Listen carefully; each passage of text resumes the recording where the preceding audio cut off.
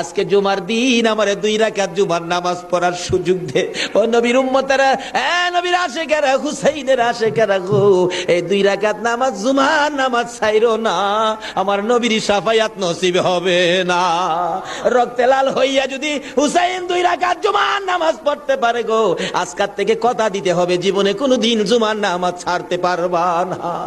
জুমার নামাজ আদায় করতে সময়টুকুন দিলে নামাজ শুরু করে দিলেন, রুকু সিজদার কাজ শেষ করে তাশাহুদে বসে সালাম ফিরানের আগ পর্যন্ত কাছাকাছি বসে বসে এই যদি সৈন্যরা নামাজের ভিতরে প্রত্যক্ষদর্শীরা বলেন এক একটা করে তীর মারে হুসাইনের গায়ে।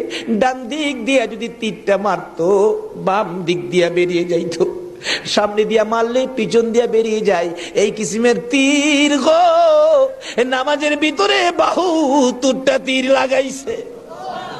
হুসাইন সালামটা ফিরাইয়া নানা গো